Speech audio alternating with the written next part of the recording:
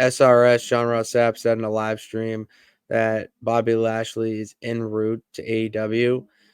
This isn't really that much of a shock to me after seeing MVP Yeah. have an interaction with Prince Nana last week. I mean, Dynamite's recording right now, so I'll just watch from the beginning after I get out of here. But that to me was the sign that, okay, they're going to recreate the Hurt Business in AEW, and I don't know how I'm going to feel about it.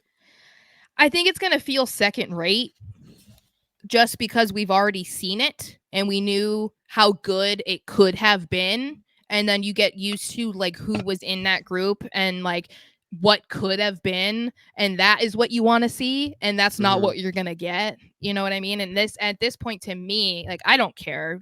Go and do whatever you guys want, you know?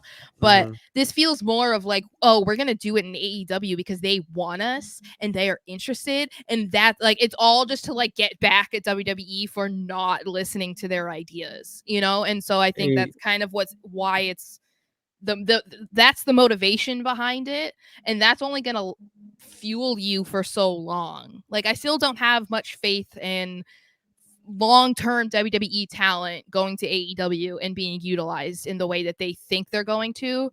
So I think this is going to be popping for a month, maybe a little more, and then no one's going to care because it's not the same fan base either. You know what I mean? Like, they're going to be excited that Bobby's there, but not for long. My question to you is, the Dudley Boys went from ECW, WWE, and TNA, and were below, like, they were just the Dudley Boys.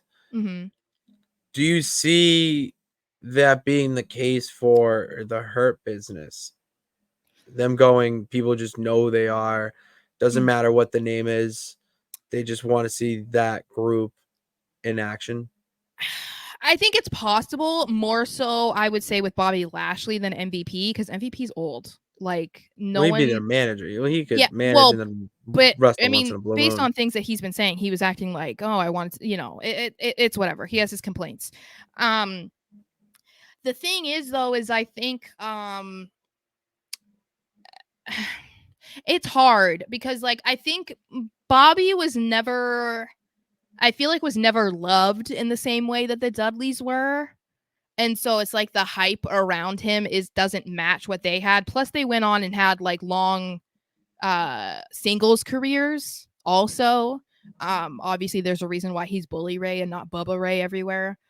So I don't know. I think that if this were, if it was like Seth Rollins, yeah, he's going to kill it in AEW. You know what I mean? Like, people are going to embrace him and cheer for him. There's not any concern about him flopping. I'm just not sure about that with the Hurt Business or Hurt Syndicate or whatever they're going to try and do.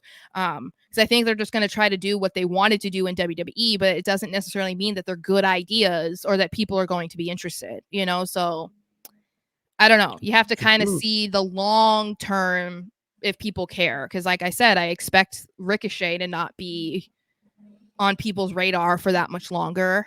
He's fighting tonight.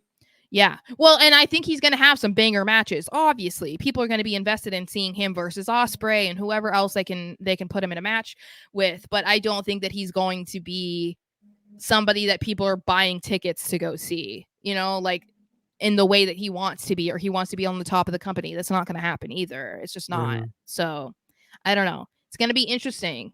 I think they're going to go crazy if Bobby shows up, but how long that stays, I don't know.